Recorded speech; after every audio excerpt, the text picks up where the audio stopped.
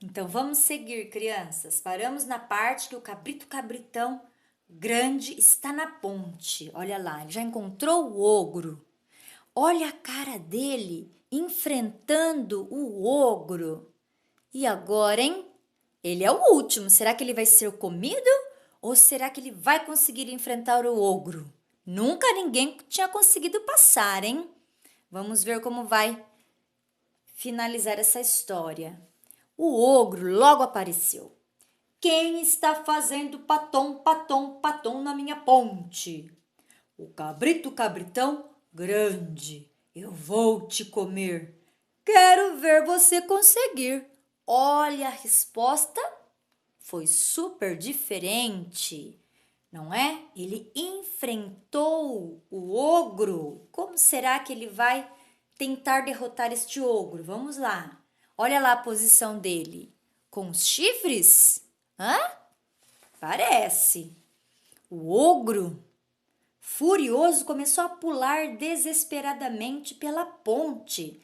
Então o cabrito, cabritão grande, abaixou a cabeça, bufou e atacou com todas as suas forças. Deu uma chifrada tão forte que o mandou pelos ares. E o ogro nunca mais apareceu. Ah lá, ele conseguiu enfrentar com toda a sua força, dando uma chifrada bem forte no ogro. E então, o cabrito, cabritão grande, foi embora junto com o cabrito, cabritão médio e com o cabrito, cabritão pequeno. Ah lá, eles foram pro capim bem verdinho apetitoso, não é isto? Comeram muito capim e se transformaram em 3 cabritos cabritões enormes. Olha lá, o que era pequenininho, olha o tamanho que ele ficou de tanto comer. Olha os outros, todos agora são cabritos cabritões, enormes. Agora ninguém é maior que ninguém, todos são iguais, não é? Muito bem, colorê, colorim, a história chega ao fim. Então, este é o conto que a Pro separou para vocês. Espero que vocês tenham gostado da história, tá bem? Muito bem, então eles conseguiram enfrentar o problema que eles tinham? Qual era o problema que eles tinham?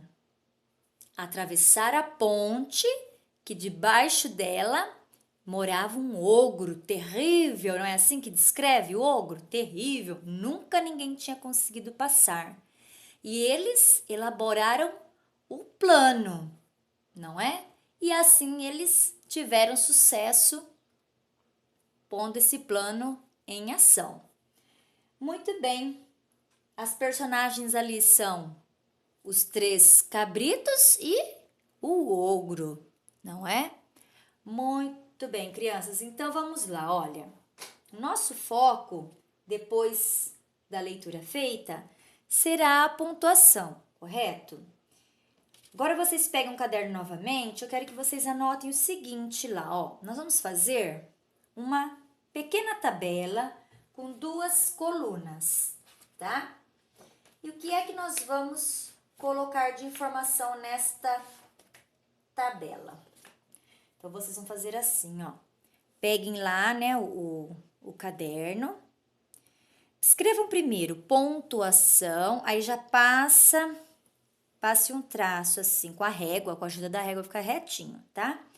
Do outro lado, não precisa ser grudado aqui no traço. Põe um pouquinho mais para lá. Anotem função, que nós vamos agora olhar num trecho do conto os pontos que foram usados para pontuar o trecho e qual a função daquele ponto ali, tá? Então vamos lá, ó. Feito isso daí, o trecho que nós vamos analisar é quando o cabrito cabritão grande chega para enfrentar o ogro. E aí ele diz assim, ó, o narrador, né? O ogro logo apareceu. Nós já vemos aqui uma pontuação depois da palavra apareceu. Olha lá, ó, 2 pontos, certo? Então, nós vamos anotar na nossa tabelinha 2 pontos, porque foi a primeira pontuação que apareceu. Então, nós vamos colocar lá, ó, 2 pontos. Ó, vejam que a Pro pulou linha. Façam isso para não ficar emendado, tá? Fica mais fácil depois na hora de estudar. E façam lá a marcação dos 2 pontos.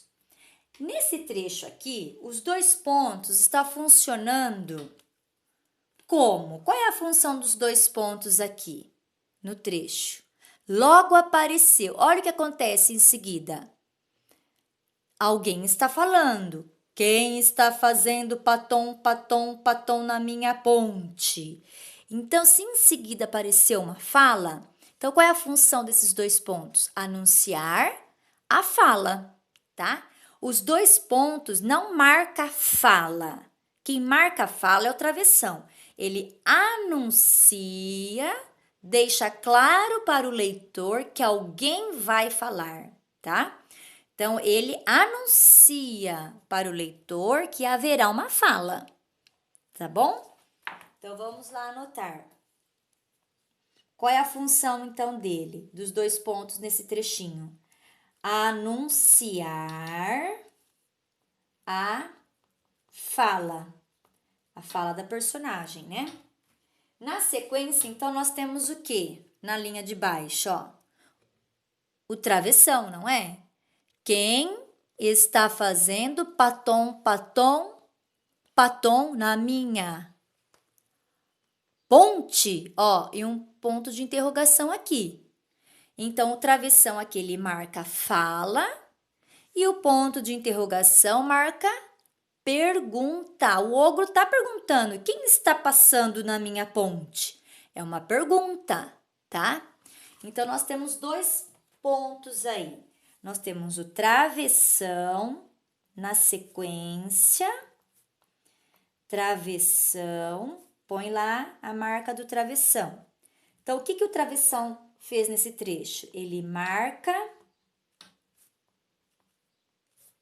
a fala. Marca a fala. E o ponto de interrogação? Ponto de interrogação. Quem quiser escrever somente interrogação, pode também, não tem problema. Interrogação. Vou por aqui em cima, gente, que não coube ali. Tá? Ponto de interrogação. Qual é a marcação do ponto de interrogação? Essa aqui, ó. Aí você faz lá o sinalzinho. O pontinho, tá? Ponto de interrogação. O que ele marca no trecho? Pergunta. É a pergunta que o ogro está fazendo.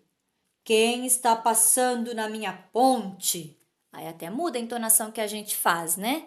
Para marcar essa pergunta. Aí na sequência, o que acontece? Outra fala, ó. Olha como que eu sei que é fala, porque tem um travessão aqui. O cabrito, cabritão grande. E ponto final, que finaliza o parágrafo. Lembram-se? Então, ó, o cabrito, cabritão grande. Pronto. Então, nós temos... não vou repetir travessão, porque da mesma forma que foi usado para marcar fala, assim ele também é usado no parágrafo de baixo, né? Marca fala. Então, o que aparece de diferente é o ponto final ali. Então, ó, ponto final. Para que o ponto foi usado lá? Encerrar, ó, encerrar a fala, né? Ou o parágrafo.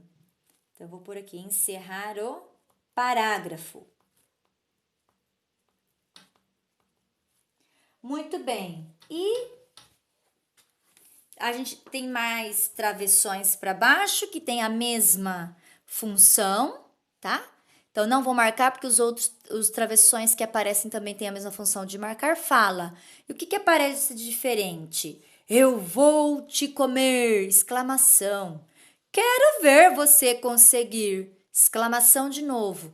Então, por que o autor colocou o ponto de exclamação na fala do cabrito e na fala do ogro, para demonstrar a emoção com que eles estão falando isso, né? O ogro quer colocar medo no cabrito, então ele fala impondo a voz dele para criar esse medo, e o cabrito desafia, né? Ele tá aqui destemido, sem medo.